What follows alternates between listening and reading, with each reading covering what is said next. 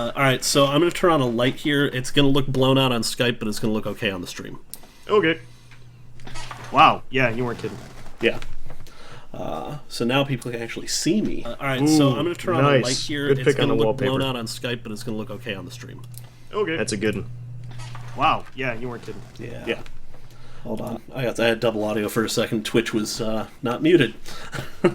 Yeah, I have to do it every time, too. Yeah. You remember? I don't remember if you were there for the one cast where I tried to do. God, what was it?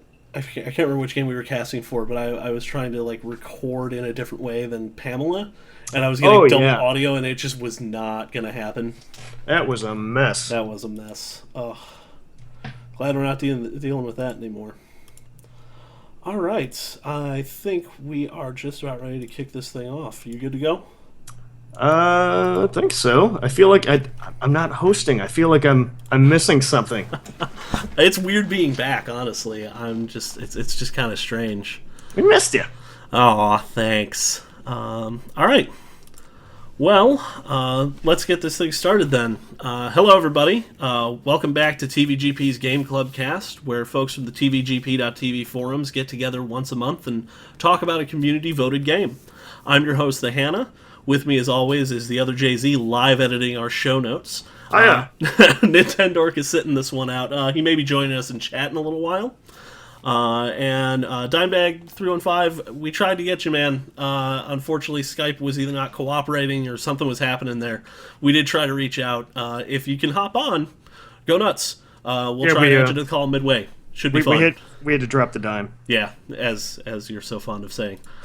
So this month's nominees were Musim with Jade Empire, Oddball with Binary Domain, and of course Dimebag315 with Max Payne 3, or as I typed it, May Payne 3.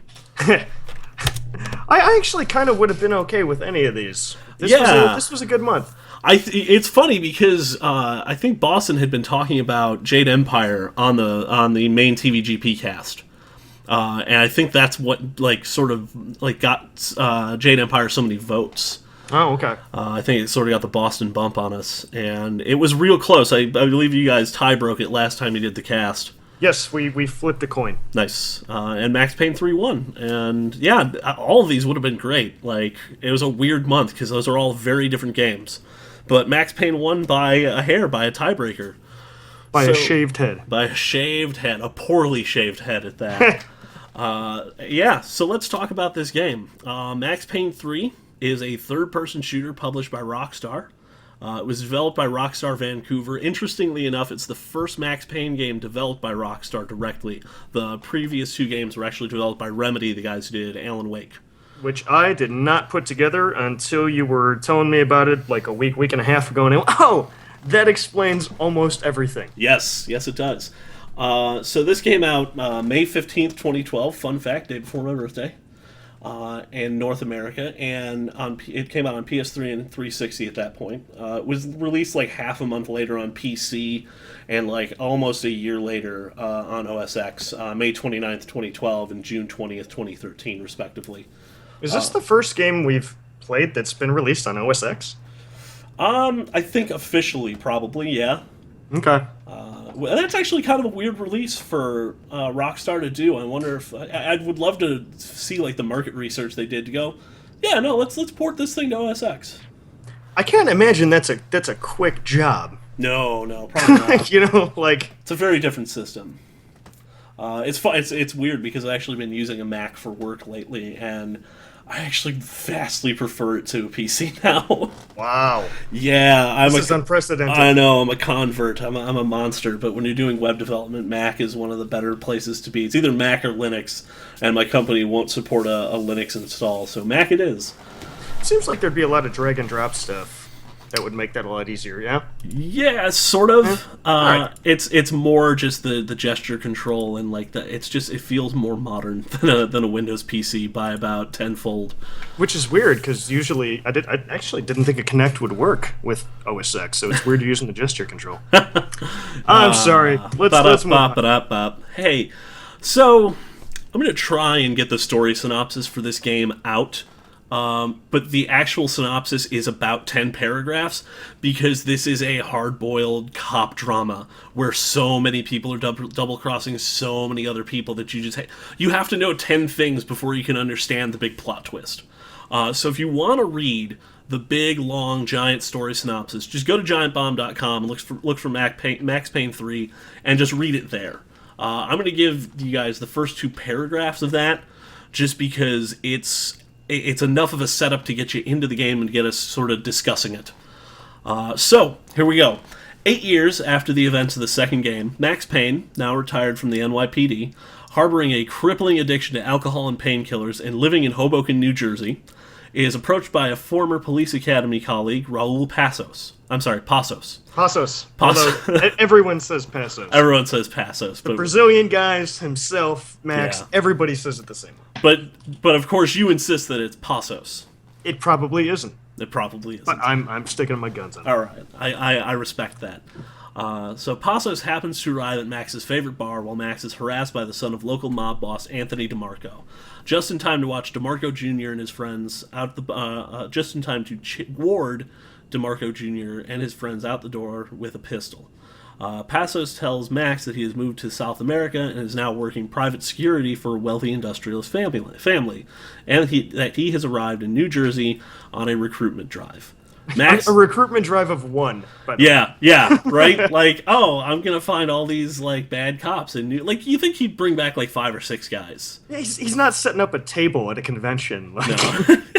He just ran across a dude in a bar, started waving a gun around. Like, all right, let's head on to Brazil. He's got a booth. Max is initially unwilling, but converses with Passos longer after he offers to buy Max a drink, because Max is an alcoholic, of course. DeMarco and his friends return to the bar, armed and looking to confront Max and Passos. An unnamed girl at the bar intervenes, shouting profanely at DeMarco, "Remember, this is New Jersey." Who responds... Dropping lots of C-bombs, I might add. Yeah, who responds... DeMarco Jr. responds by smacking her in the face with his pistol. Max immediately shoots DeMarco Jr., and if you're like me, you did it in the face, quickly escalating into a full-blown firefight in the bar. Max and Passos are pursued by DeMarco's thugs throughout New Jersey and finally reluctantly depart to Brazil after Max gives his last goodbyes to his wife and child at a Hoboken cemetery. After some time has passed, Max and Passos are working for the Branco family in Sao Paulo, Brazil, consisting of 3 brothers: Rodrigo, the eldest and most wealthy, operating the high-profile Branco Corporation; Victor, a politician struggling to obtain the position of Sao Paulo's mayorship; and Marcelo, the youngest and most rowdy member of the family. While standing guard in the Branco penthouse during a party, Max rescues both Rodrigo and his young trophy wife Fabiana from a street gang known as Comando Sombra, assaulting the premises. Shortly afterwards, Max accompanies Marcelo, Fabiana, and her sister Giovanna, who is also Passos' girlfriend, to the Moderno nightclub in Brazil, where they are again attacked by the Comando Sombra.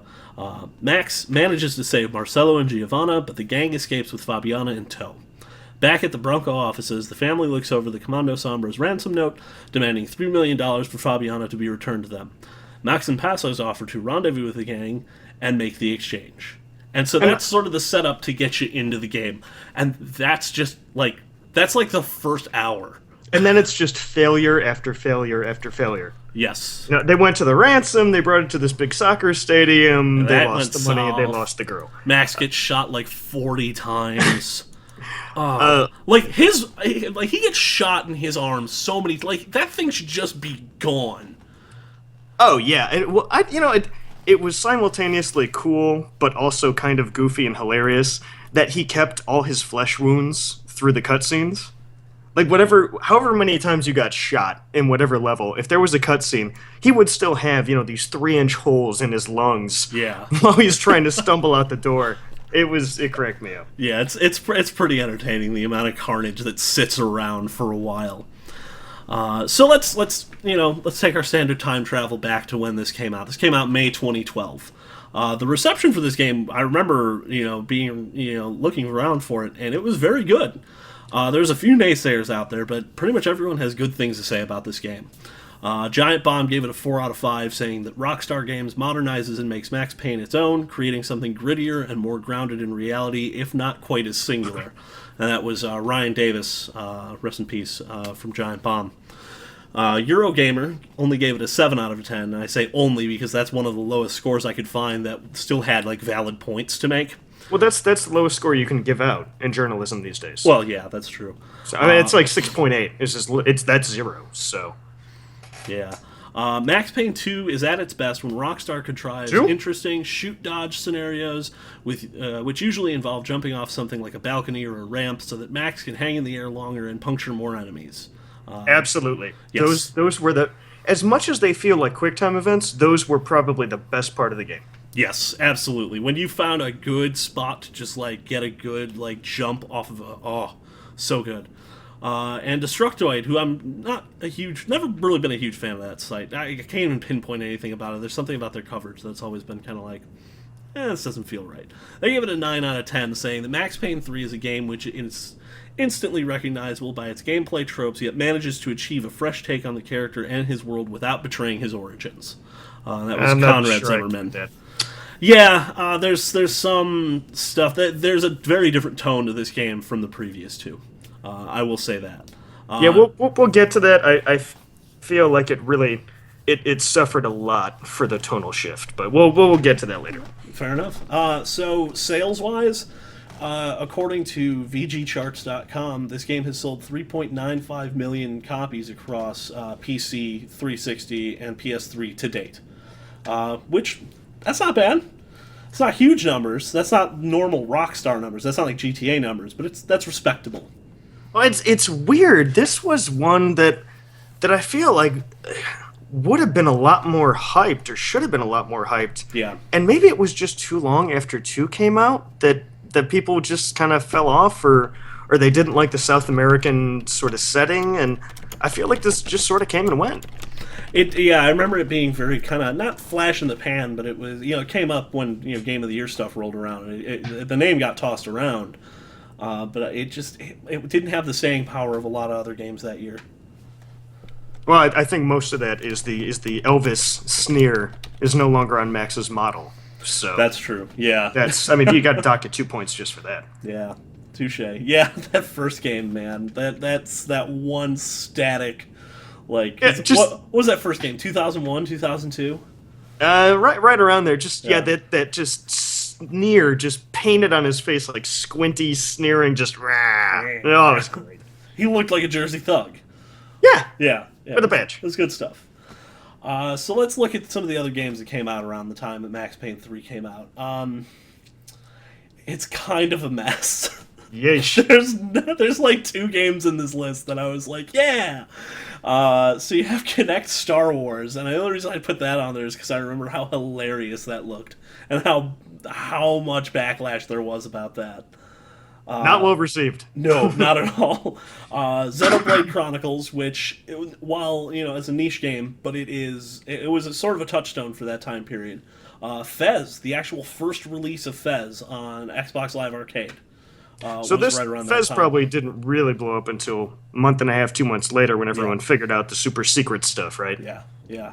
Binary Domain, which was one of the other games we would have been voting for.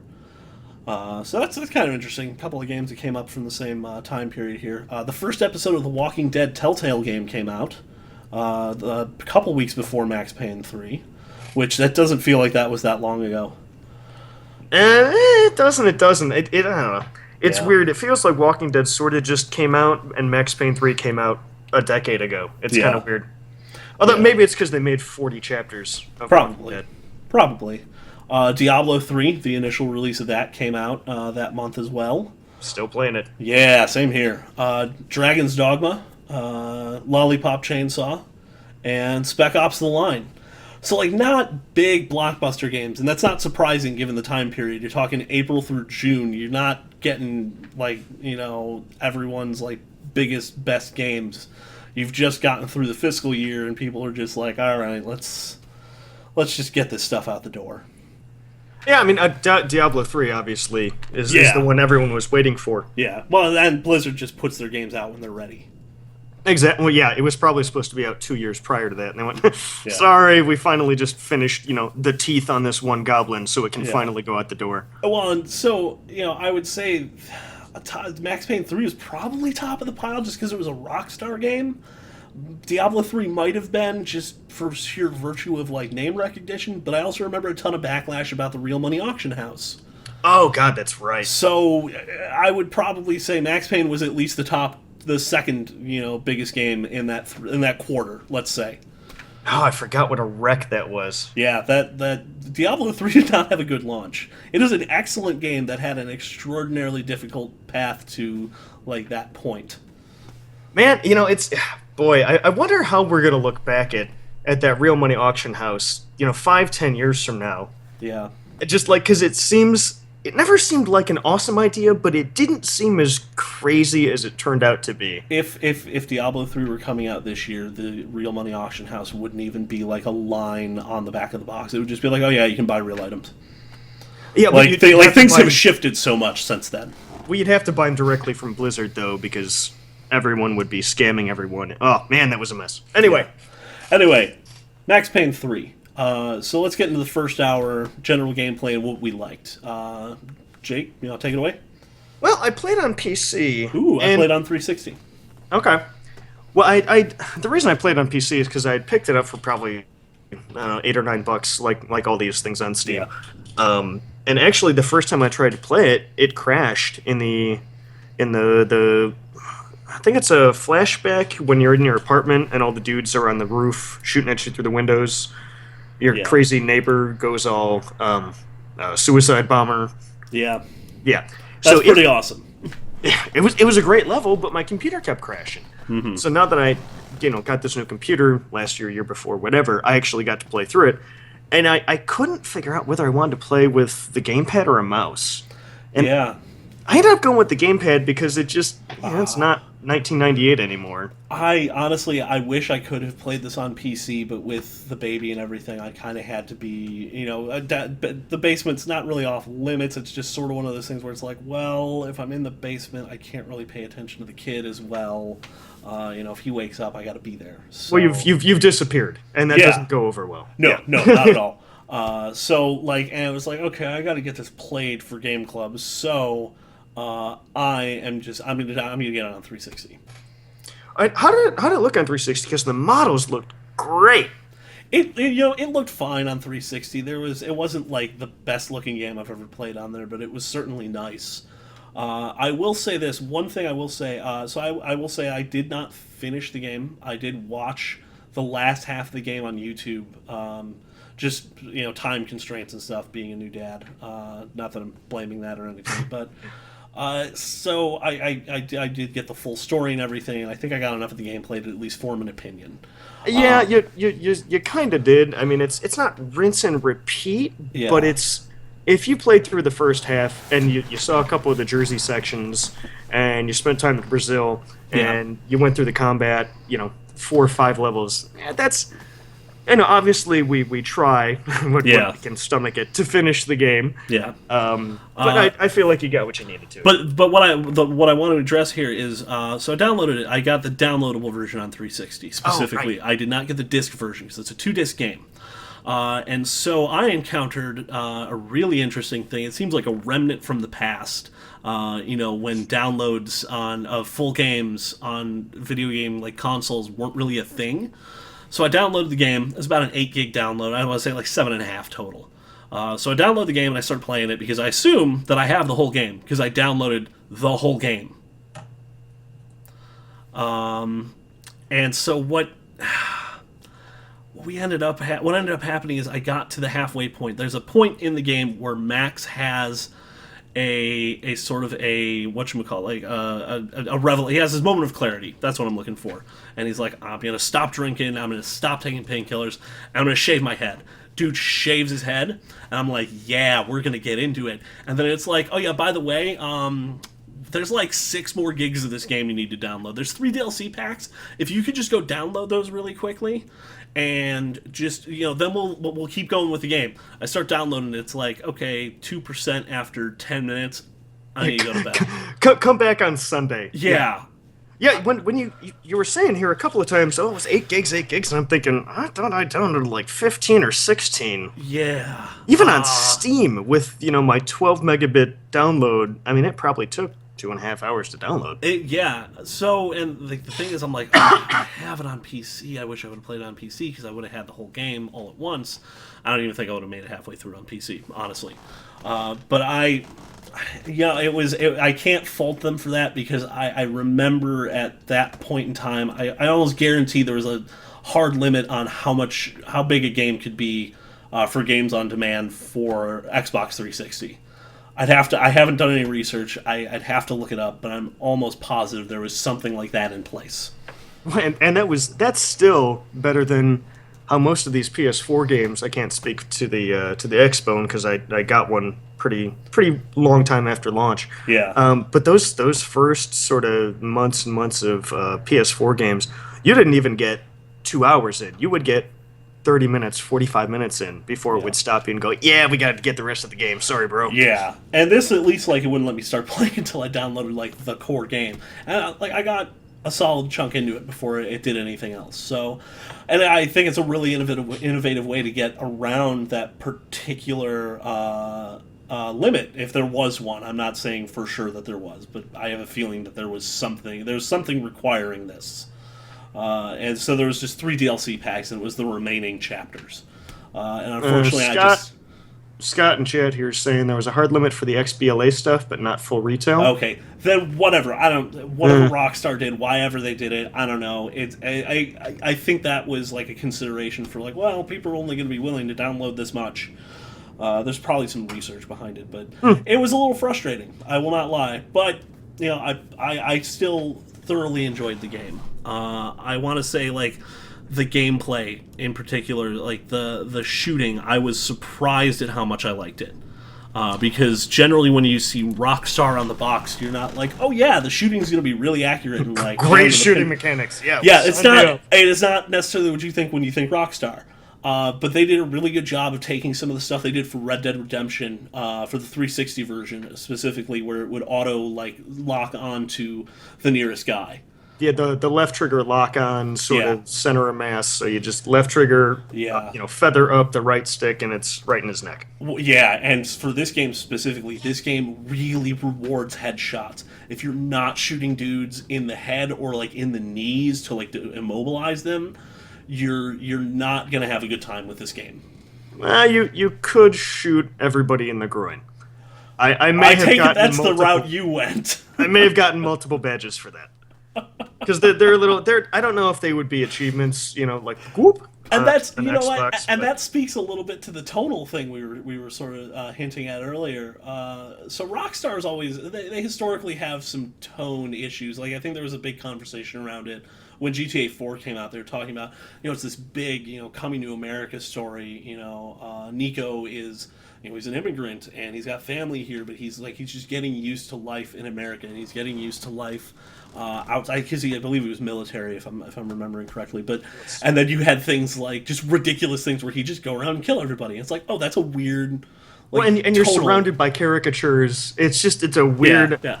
And this was the same thing where you're getting badges for killing 1,000 dudes, and Max is trying to redeem himself. Yeah, he's like, I'm gonna get off the drugs. I'm here to protect people now. And congratulations, you killed 1,000 dudes. Yeah, every scene he's drunk at a party and just waving a gun around. It was interesting to say the least. Well, and right after you had to quit playing because technology wouldn't let you continue. Yeah. He says to himself, he hit rock bottom. He's turning his life around. He's gonna stop taking all these pills. He's gonna stop getting drunk every night. But here's the thing. It's a main mechanic of the game. When you get hurt, you gotta throw back a handful of OxyContin. So that you keep going. Yeah. You spend the rest of the game throwing back pills every time you get shot. And it's like, this is not consistent. He's doing his best, man. He's doing his best. He even mentions it a couple of times, like, well, this isn't optimal. I'm paraphrasing. He sounded much more gritty and hilarious. I know I just, got on the wagon, but I got shot. But then later, like when you start the game, sort of whenever you run across painkillers, he says kind of like a little, not a catchphrase, but sort of a quip, like, well, they know how to party down here, or, best drugs you can get because these guys are rich and stuff.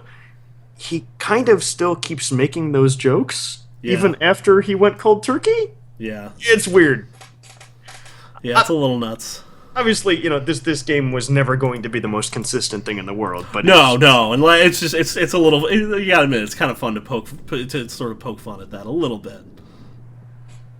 Scott's saying it would have been a great game mechanic if it tracked how much oxys you were throwing back. Yeah, that'd be nice. Yeah, That would be cool. I would have liked that. well, and it did one of the things and we're sort of jumping around here. One of the things that bugged me was even like in the cutscenes when he was getting drunk in his apartment, throwing back a bunch of pills. Yeah.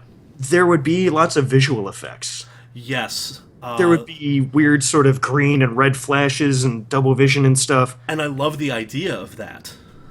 It's great, but it should have just been for those scenes. It should have been used very sparingly, and they used it constantly. I love so there's a couple things they did here visually. So when you're in cutscenes and stuff, they would highlight certain words with this really cool text treatment on the screen, and it would flash certain parts of quotes that were kind of cool. It almost had this sort of like hard-boiled, almost like almost a Miami Vice kind of feel to it. Like if there was a Miami Vice game, you would use that effect. Wasn't there a movie that came out like sort of early 2000s, late 90s that did that thing where it would flash text up on the screen? Oh, was it Man on Fire or something? It might, yeah. I think you're right. It's been years since I've seen it. But yeah, I think you're right. But then they have this weird, like, oh, you're kind of drunk and it's kind of blurry and, like, you're getting, like, trails on lights and stuff like that. And it was like, oh, cool, when you're in the apartment and you're blitzed, it makes sense. But when you're at the party, it's kind of like, and it happens in game too. When it happens in game, I'm just kind of like, well, I need to like play. I need to be able to see the screen. This is right. This is a user experience thing now. Let's lay off a little bit. I almost wish there was a toggle for it.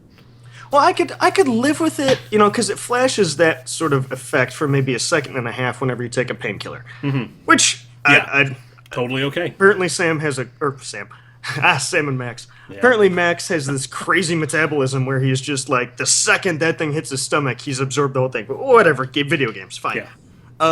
I'm okay with that effect in the cutscenes when he's getting drunk. Yeah. I'm okay the next morning when he's hungover and trying to go somewhere. I'm okay with that. They still use all those effects during cutscenes and stuff after he's quit drinking. Yeah. And I was so excited for Max as a character and for me as a person watching this game that, oh good, he's quit booze, I don't have to watch this weird effect anymore. Yeah. Nope, it's still there. Like, oh. Yeah. It was a little much. But I think we're getting off track here a little bit. Yeah. So let's the cold open is really cool. It was. I wish I would have got a chance to go through the options first. Yeah, you always want to. You always want that. Yeah, I wanted it to look as pretty as it could because I turned everything up to max settings.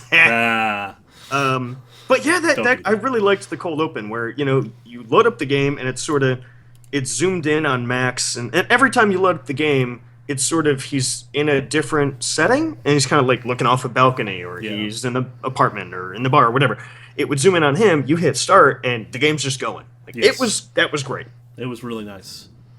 Was that I really should have looked this up. It seemed like this was not the voice actor that I remember from Max. Was this a different guy? No, it is absolutely the same guy. It is really? I think he just pulled it back a little bit because of the tonal shift of the game. Okay. It is definitely the same voice actor. Okay, well, good for them. Yeah.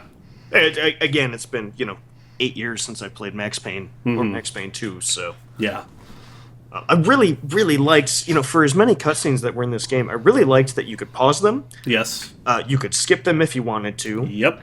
It wouldn't jump over anything or rehash anything when you unpaused it. Like, it was just, I need to get up and go grab coffee. Start, boom, off you go. Yeah. You never felt bad. It was very considerate of your time. Yes. Yeah. Yes. I like that, especially as a new dad. Yeah. When the baby starts crying, I don't want to have to skip cutscenes. I'm not saying I played this game while holding my son, but I definitely played this game while holding my son on multiple occasions. You have to inure. Is that the word I'm looking for? You have to sort of impose violence on them at an early age if they're going to like it later. Apparently, yeah. I was a huge fan of just that whole build-up and that first whole level where you're in the penthouse. that whole setup that just it slid you nicely into the mechanics. It's like, okay, I haven't played a Max Payne game in almost a decade now. I need to get reacquainted with bullet time. I need to get reacquainted with the bullet jump. I need to get reacquainted with how this thing handles guns. How much did you use the bullet jump? Because a lot. Really? I yeah. tried using it a ton at the beginning, and I was like, yeah, but this just leaves me laying on the floor for like 20 seconds. So you've got to use it strategically. You've got to go from like cover to cover using it. That's how I use it. I would be in cover, and I would scout out another piece of cover. I would come out, and I would hop towards cover, coming out shooting. That was always how I did it. And most of the time I was using bullet time. You really need to use bullet time in this game. I want to say that straight out the front. If you're not using bullet time in this game, you're going to have a really bad time. Oh, yeah, I think... I don't remember if I played on normal or easy. I think I played on easy. Yeah, and it's real easy to die. Yes. Yeah, no matter what you do, it's really easy to die. Especially in the soccer stadium from that sniper. Oh, the sniper's a little rough. Yeah. Well, it gets way worse later. There didn't seem to be a pattern to that sniper. It would be like, okay, I would wait 3 shots and then I would move, and like the first couple of times that worked, and then a couple times later they would just like fire 5, 6 shots in a row, and I'd be like 1, 2, 3, run out, and I'd be dead. I think I was just serpentining. Serpentine. Yeah. I don't know. I didn't. Maybe I had a little trouble with him last time I played. This time I breezed right through that. Yeah. I love the flashbacks to Jersey.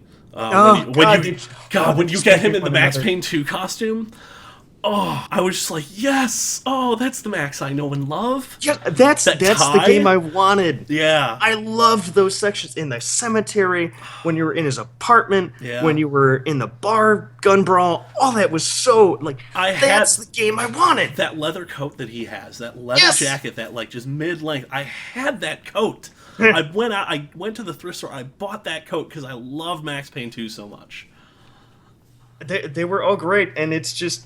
as fun as those were, it just made me sad because there were only like 3 of those levels. Yeah, but it was that's not the main point of the game. The main point of the game is to be in the present and figuring out the current mystery. You don't want to be leaning on the crutch of like, hey, what if we had just made Max Payne 2 2?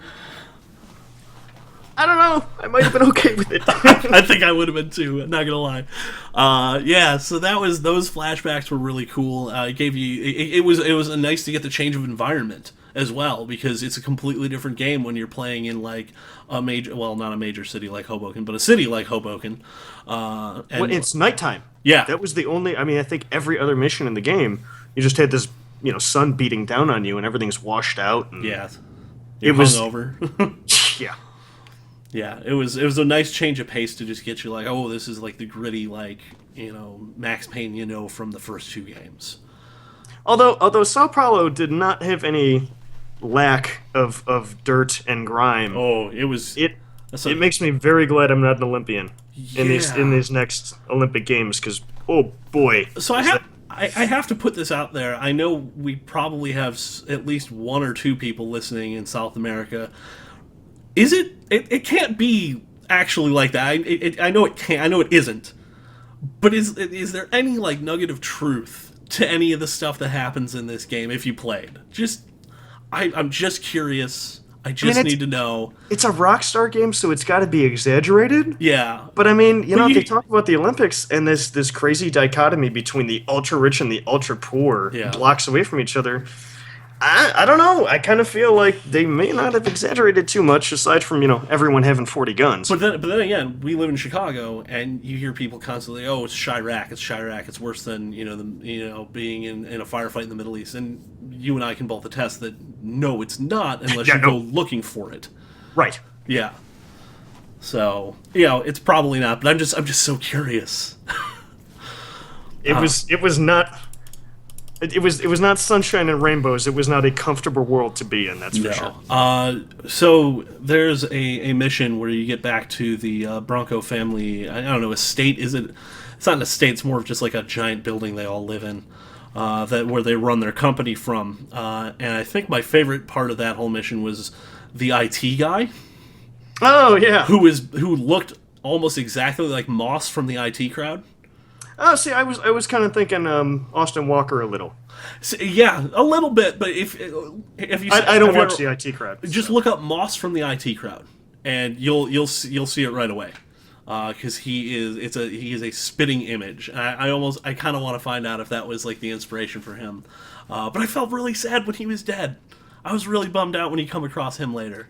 Yeah, I mean, there was really no other way No. that his story was going to end. Well, but yeah, that was a bummer. Considering the building blew up, yeah, he was probably on his way out.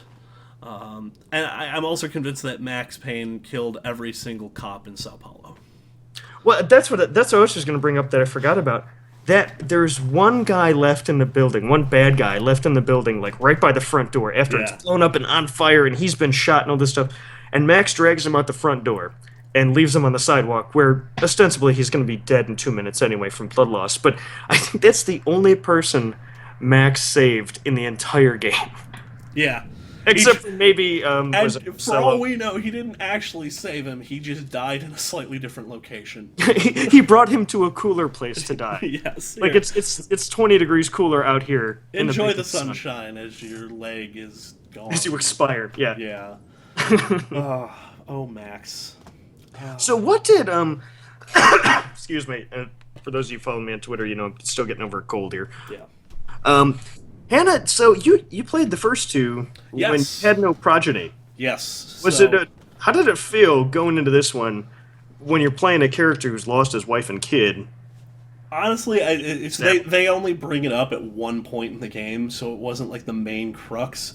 I feel like I can relate to it a little bit more now that I'm like, I have a wife and kid that I could potentially lose, which you never want to think about ever because that's awful and like who wants that? But I don't know. It didn't really cross my mind. But the first two games, I will say, the first two games are their own thing.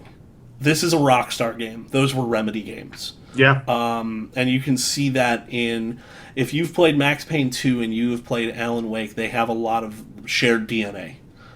If you've played Max Payne 3 and any of the Grand Theft Auto or Red Dead Redemption, any other Rockstar game, that's the shared DNA.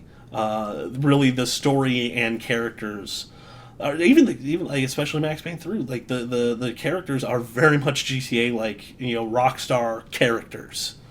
Yeah, there was that cop from America. If it was like a Boston cop or something like that. Yeah. Who you just run into in like a strip club or something, or I forget where he was, but you just ran into this dude like from down the street, and he's just this wacky character, and it's like I kind of wish you guys would have left that out of the story, but Yeah.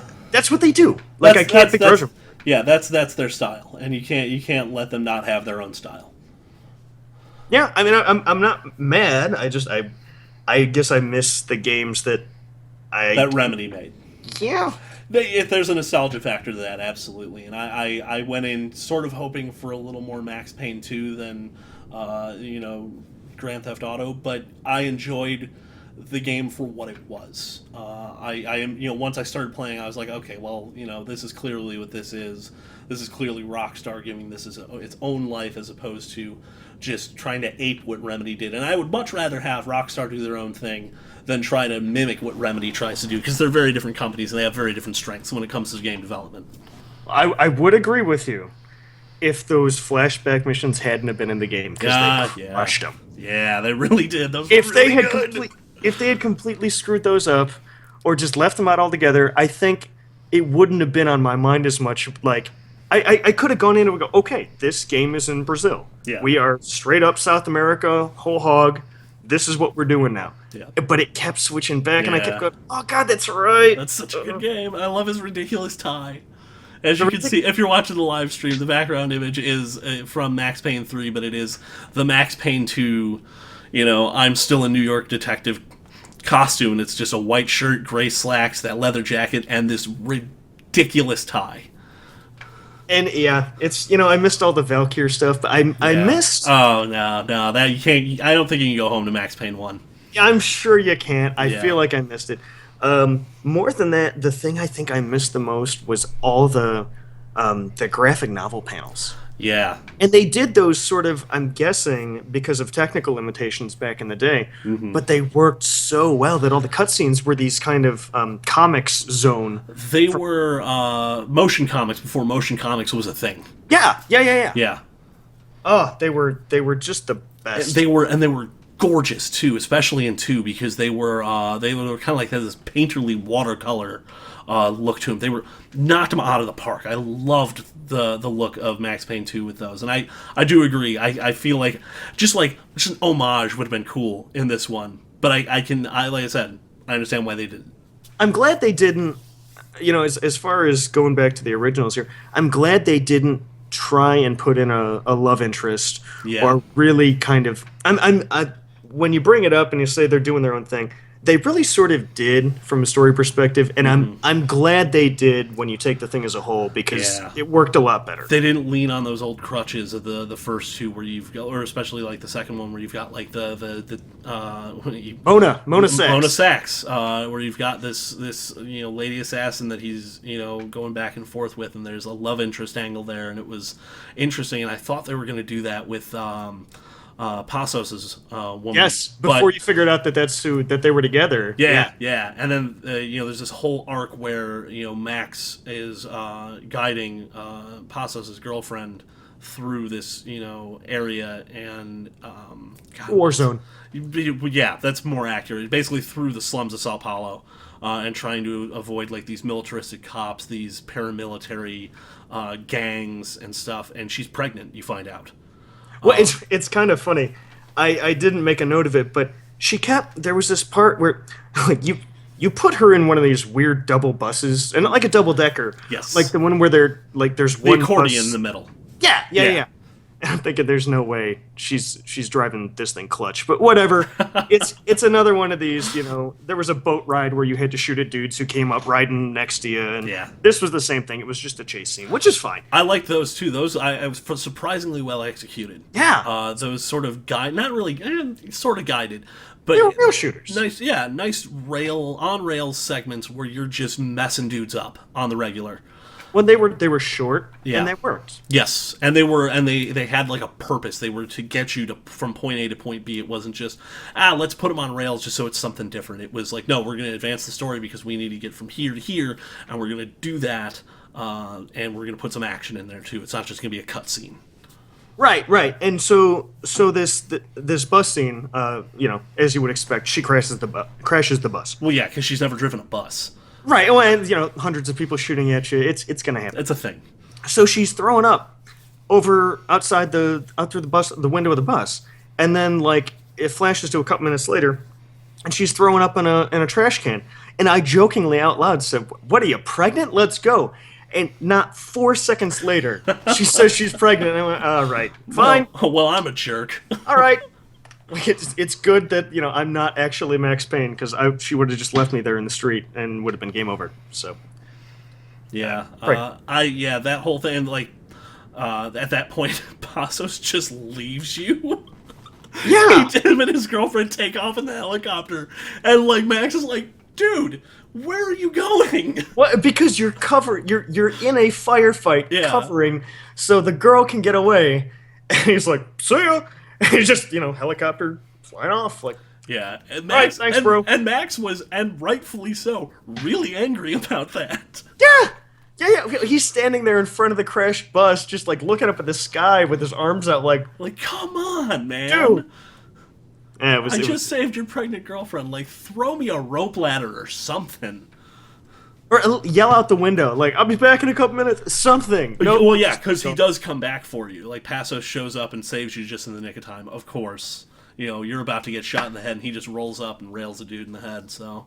Well, and they did it as a plot point to make it look like he was betraying you, and that's all fine. It was a fun scene. I'm glad they did it. Yeah, no, I really love that whole collection of scenes just like that. Like, Passos just leaves, and then you run into, what is that dude's name, De Silva? I don't remember anybody's name. That other cop who's like, hey man, I'm not saying you should do something, but here's everything you should do. Oh, yeah. I'm not saying you should blow up this hotel where they're harvesting organs from stolen people. Yeah. But there's a bunch of C4 in there, so like maybe you should just like I'm gonna open the door and drive off, and you do what you do. And if I come back and there's no building, you know. Yeah. Third act C4 is the best kind of C4. let's address that right up front. Like when you like that's you're doing something right when your main character comes across just a cache of C4 in the third act, and you're like, yeah, we're gonna use that In a duffel bag. Oh, Yeah. I got an achievement for getting a headshot on somebody while I was on the roof of the building and it's shaking around like it's an earthquake. Oh, do you remember what it was called? It was something clever, but not super clever. Okay, not memorable. I remember going, how about that? Like, and it was weird. I thought I'd headshot a couple of guys while I was up there, but maybe that was maybe I just shot them all in the manberries, which is distinctly possible. Well, that is your MO. My MO is MB. So overall, like I would say my first hour in just general, like I really like this game. It's a good pick. But as always, we're not gonna. No game's perfect. What didn't you like about it? I've already brought up a couple of things. I mean, there's the goofy plot points.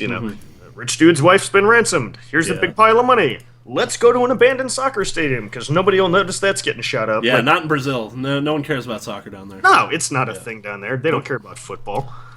I mentioned the wackiness thing and wacky characters. It seemed weird that, unless you count, the second half of the game, there's no single-player DLC. It was all costumes and multiplayer stuff. Yeah, I thought. Well, and I didn't. Generally we don't touch the multiplayer with this stuff unless it's really heavy or something like Syndicate, where it was like really one of the special parts of that game. And generally, I don't regard Rockstar game multiplayer to be sort of worth my time. In a way, just because like it's going to be the exact same as a single player, but against real humans, so I'm going to die much faster. Yeah, I wonder. I guess in retrospect, I probably should have played some of the multiplayer because I wonder how they handled the bullet time. Probably a lot like they did in Red Dead. Yeah, say it. Yeah, they probably just lifted that engine. Honestly, well, the thing that bugged me the most was the movement. The movement was awful. You think so? The cover was bad. Okay. The run button was not a run button. I didn't like the dive shoot.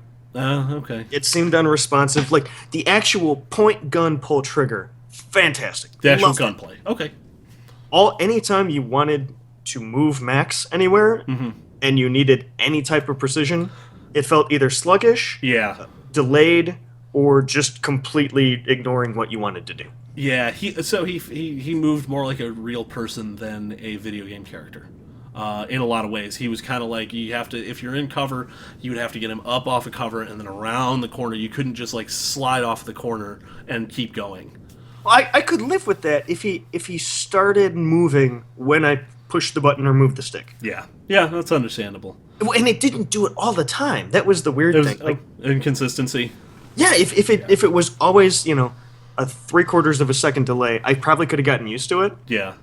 And I'm not saying it, killed me a whole bunch of times or anything. It was just like, there was sort of a weird, and I guess if sort of my takeaway for this game, as far as the weird stuff, it's just so inconsistent with itself. They put collectibles all over the game. There's these golden guns that, you pick up 3 parts for a gun in a given level. Yeah.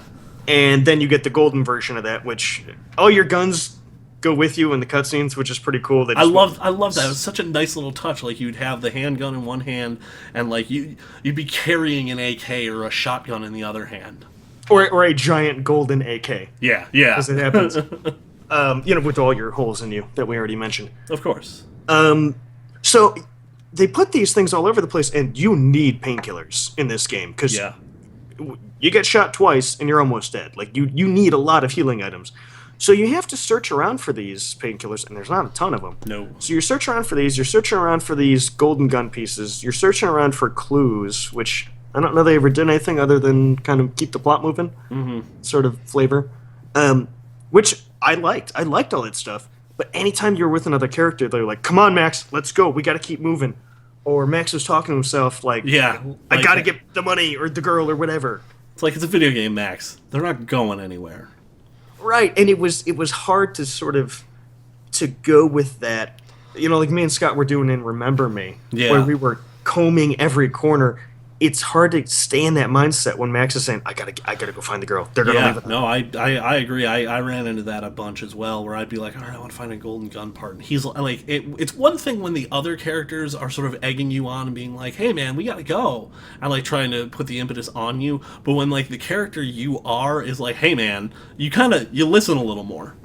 But yeah, because in some level, it's almost kind of funny. Yeah. When another character is chiding you for dragging your feet when they literally had 55 guys all just unloading magazines at you seconds before. Yeah. And now you're like, I gotta find some stuff. Hold on. Yeah. Like that's in game. That's you're sort of in that world. That's a funny concept. Yeah. But him thinking to himself and sort of chiding you, it definitely feels more urgent, and it was hard to fight that, to find all this stuff that ostensibly they wanted us to find. Yeah, which I bet that's an intentional thing. I would almost guarantee that was a design decision that was made so that the player would keep moving forward. Speaking of moving forward, one of my main complaints was it's really hard in a lot of the environments to tell where you're supposed to go. There's no, I don't know if it was just my brain being like half dead from being sleep deprived from having a newborn, or what it is, but I would run to a door and it'd be like, nope, that's not your door. And I'd run to another door and be like, nope, that's not your door. And just constant, like, it was early on, and it was mostly the soccer stadium. I think it died down a lot after that. But you run into, like, a lot of dead ends and not really have a way out that was clear. Like, just, if I'm struggling for more than a couple of minutes, just give me an idiot line. Yeah, I ran into that probably a handful of times. Enough that I understand where you're coming from. Yeah. I didn't feel like it bugged me enough to have a beef with it, Mm-hmm. but I wonder if that may be coupled with the fact that I was sort of searching the perimeter.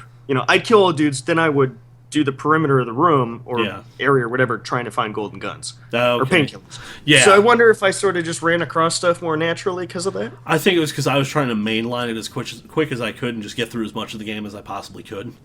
I could see that being frustrating. And one of the other big issues I had was anytime you have someone who's with you, it's not often, but you're with like Passos or somebody, and they don't have a gun, and you're like covering them, and you take out a couple of guys that have guns. Don't pick up the guns. Yeah, it's like, dude, like the soccer stadium comes to mind again. That mission, like, I liked it and I kind of hated it because it took so long to get through just that mission because I kept dying because the cover was just really not great. It's a soccer stadium. You've got like low concrete walls and some plastic seats. You're probably going to get shot a lot. Oh, and railings. Yeah. It's real tough to hide behind railings. Well, and then I discovered, this is where I discovered that I really liked the shoot dodge because I could climb up on there and shoot dodge down a whole ton of seats. Oh, that sounds rad. It was amazing. It like changed the game for me at that point. And I think that was like a good thing, but like you get to a point where you are now covering Passos with a rifle. And you're killing dudes, and they're dropping like right next to him. I literally wanted to scream at my TV, like, dude, pick up the gun, just a handgun, just anything, so that like I get an extra like 2 seconds to take out the next dude that's coming for you.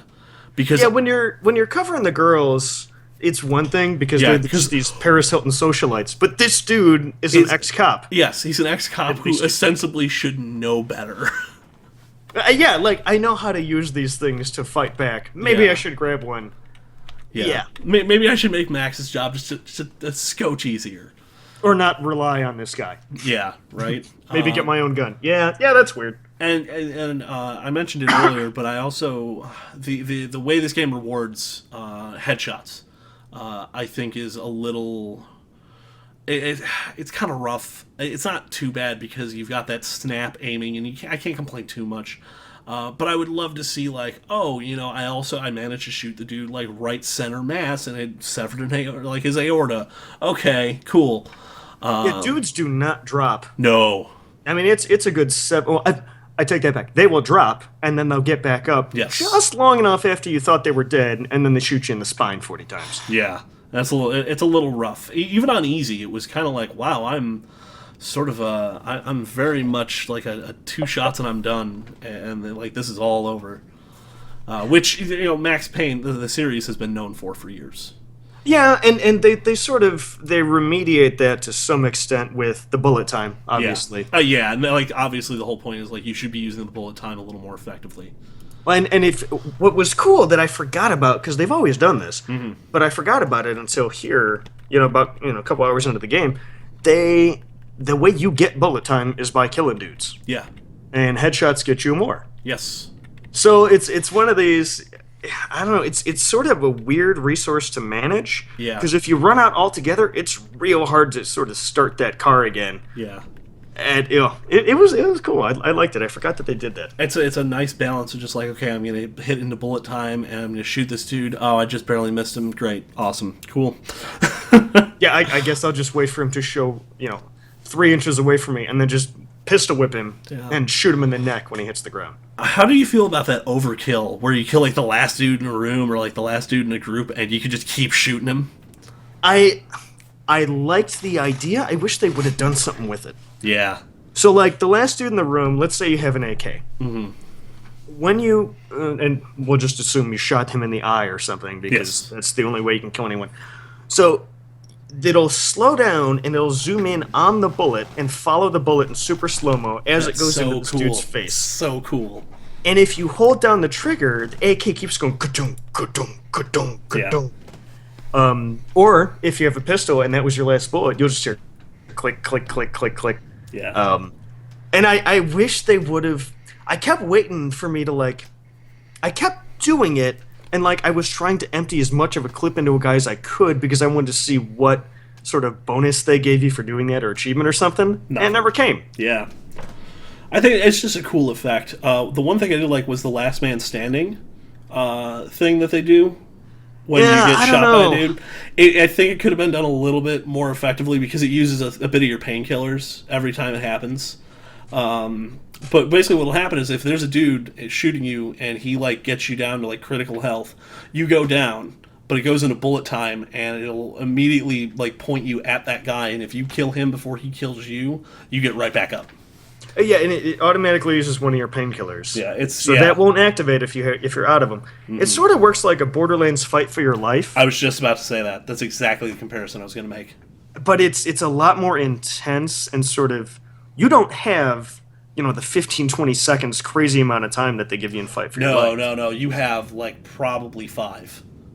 It's super slow-mo and lasts till Max hits the ground. Yeah, and it's also they also point your gun right at him. So all you got to do is, like you said, feather that right stick up, and boom, you're done. Well, unless there's a group or 2 or 3 guys. Oh, then you got to get all of them. Well, no, you don't have to get all of them. You have to guess which one it's trying to point you at because it will fight you. Yeah. Like, you only have a diameter of, X amount around this dude's center of mass that you can even aim. Yeah. So if, there's a dude on the right and then a dude sort of in front of him and just sort of like half covering him, and you try shooting the dude in front, it's just not going to let you. And you waste most of your time trying to kill this guy, and shooting at the wrong guy. Not that it matters, because the load times are super quick, and the checkpoint is real good. The checkpointing is fantastic. There's a number of times I had to just drop the controller and quit out of the game. I never remember coming back and going, oh, I already played this. I mean, there was a little bit of overlap at a couple of spots, but not enough that I would complain about it.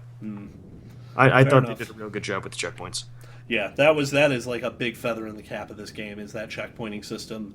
I wish every game was as good about it.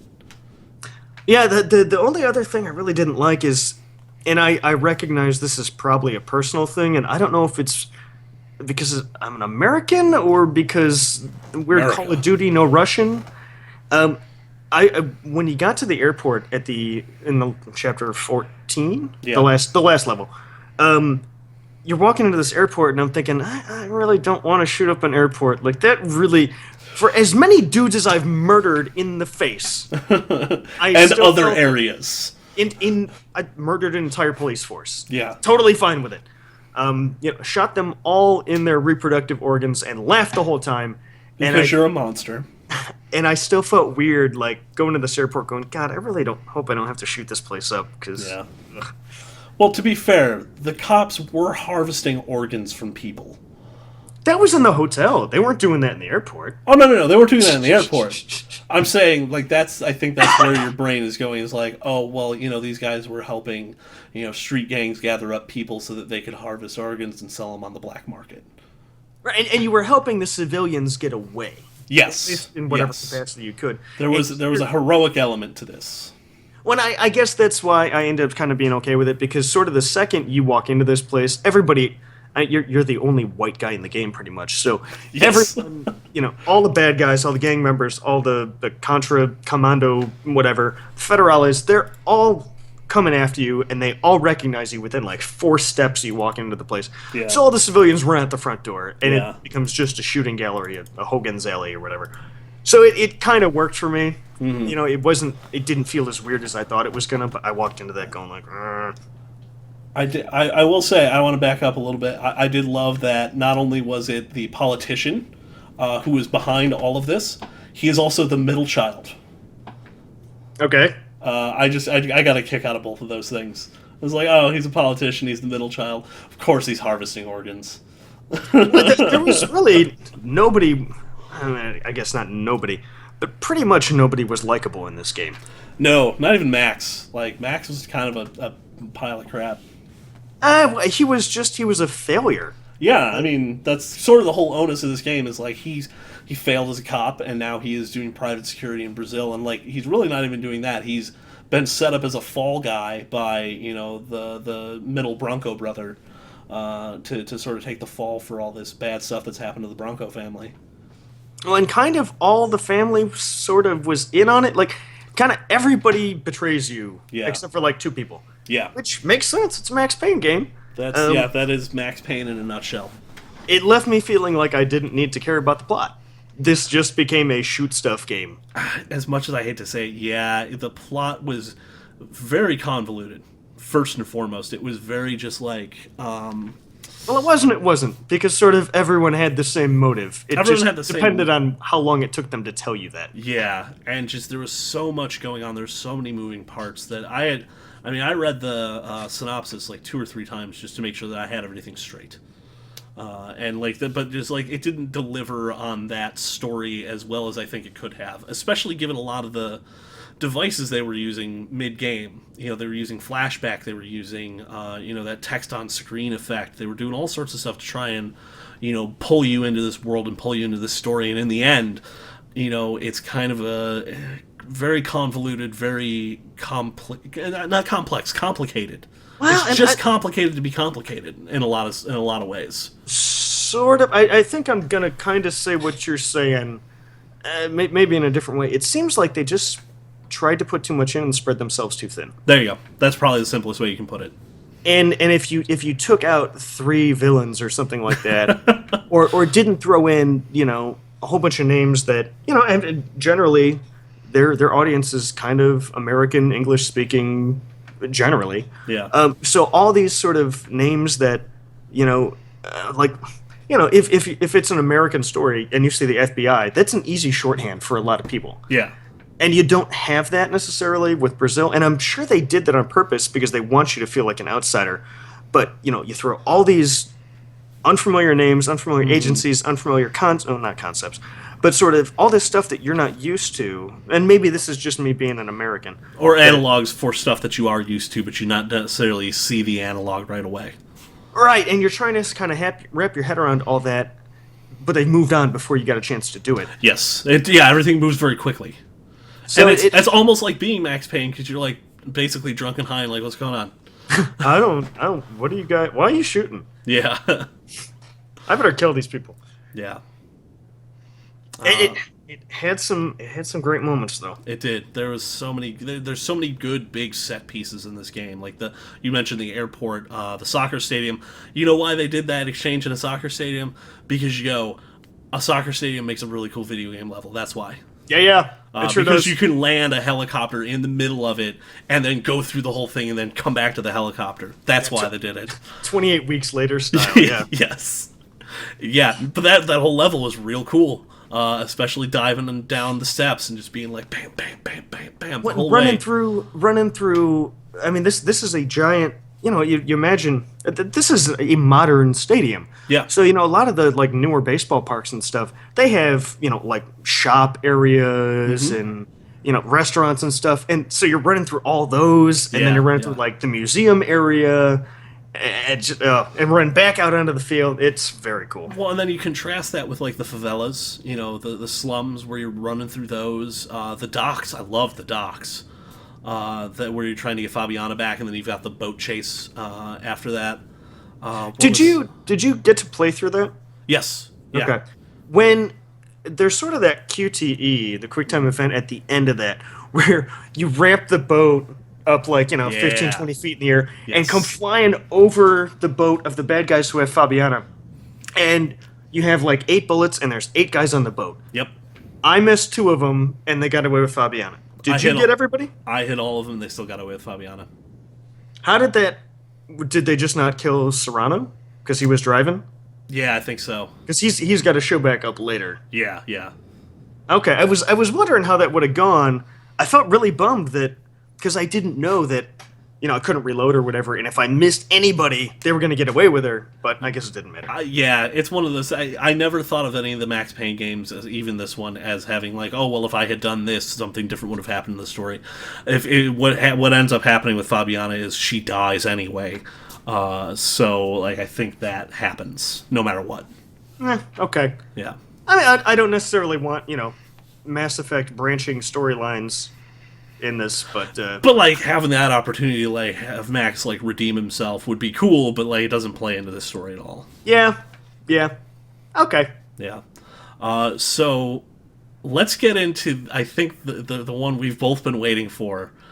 Is good lines and great moments, because if you've played any of the Max Payne games, you know it has the best one-liners ever, and also the worst one-liner ever, because they're the best one-liners ever.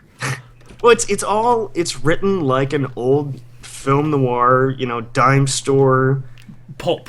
Yeah. Yeah, it's pulp action. That's all it is. And I'll let you go first because I got a couple that are different from yours. But we've got a couple that are shared. So Okay. The first line in the game is actually, I think, kind of one of the last lines in the game too. But yeah, it wraps around real nice. This is I became what they wanted, a killer, some rent-a-clown with a gun who puts holes in other bad guys. And it's just like it's a lot. There were a lot of lines better than that in the game, but I can't say most of them because we are not an explicit cast. There's a lot of just great. Well, this one's sort of cleanish, but it's not. It gives you an idea of where these things end up going. Yeah. So this town had more smoke and mirrors than a strip club locker room. Yes, I love that one.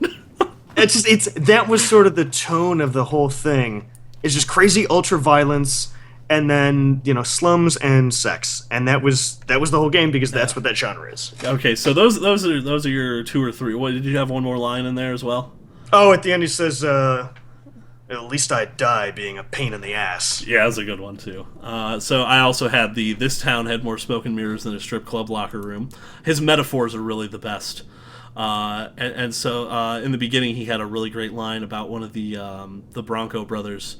The guy was smoother than an oil slick on an iceberg and about as toxic. Yeah. So good. It was time to get out of the circus before any more clowns showed up. Referring to getting out of an area where he knew more cops were going to show up. Right. Which is everywhere.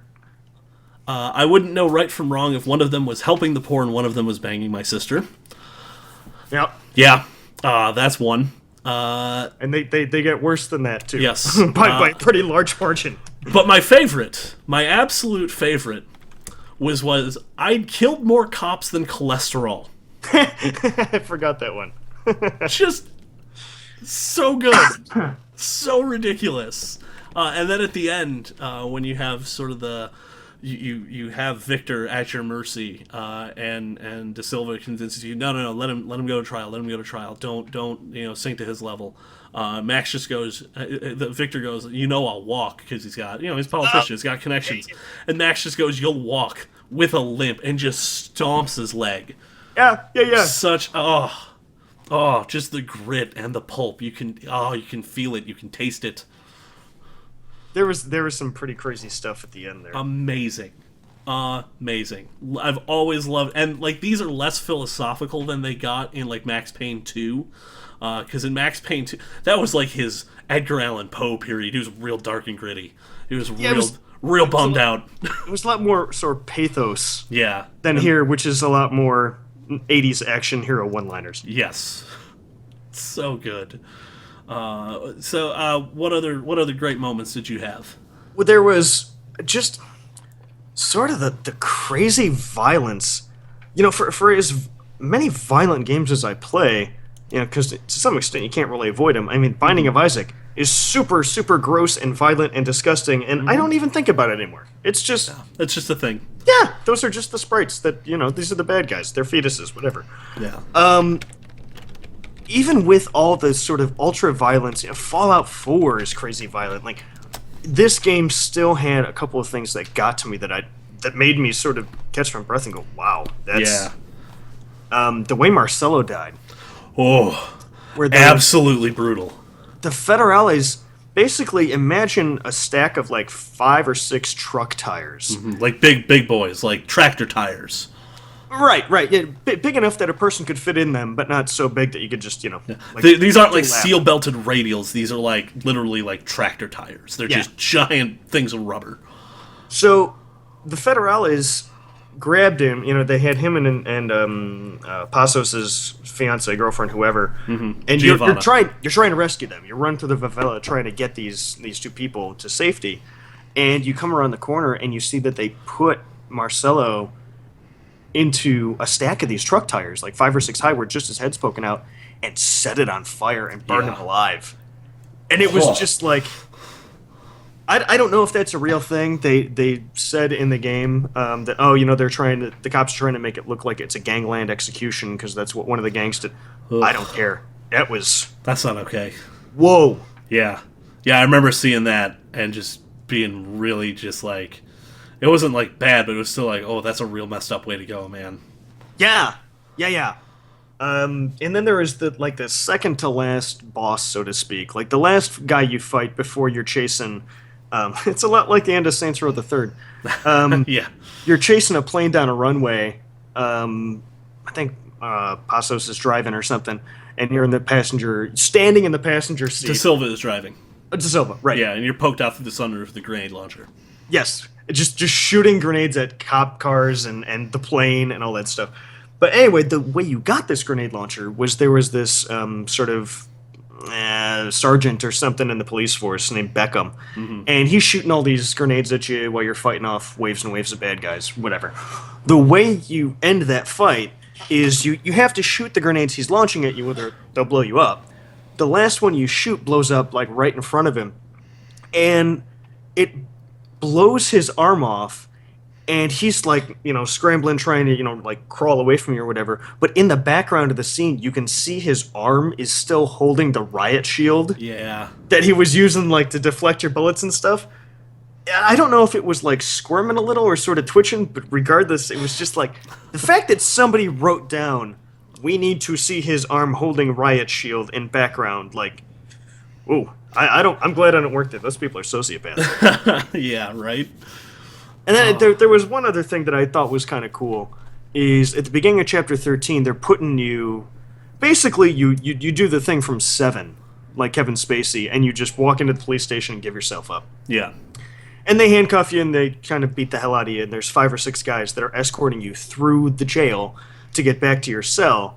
And it feels a lot like Arkham Asylum, except like everybody you're walking past, you're like, all right, well, I'm going to have to kill him, and kill him, and kill him.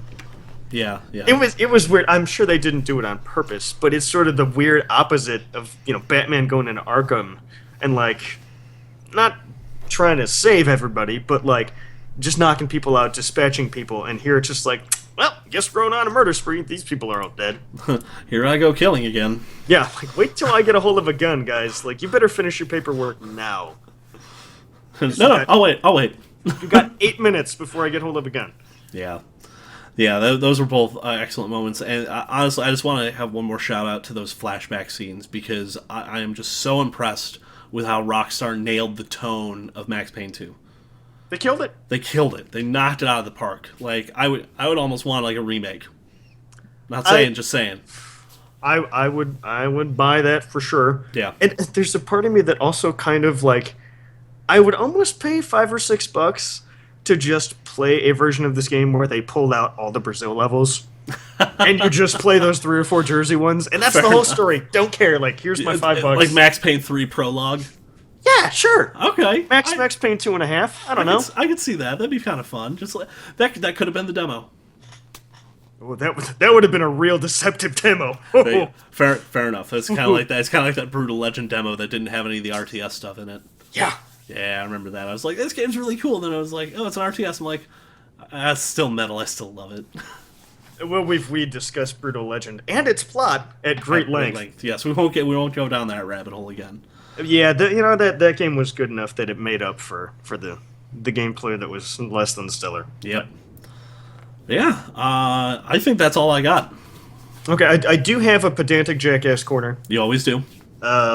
This one's probably more pedantic than most. They're in Brazil. They do not speak Spanish in Brazil. They speak Portuguese. They do. Well, I'm sure some people speak Spanish. Half Spanish, half French. Yeah, it's like a Creole. Yeah. Kind of thing. So I kept getting mad. Like I had like always, I turned the subtitles on, and the people who are speaking in Portuguese, the subtitles are in Portuguese. Mm-hmm. Like, they do not, they don't translate it for you. But I kept getting irritated that they were saying what I understood to be Spanish words the wrong way. Like instead,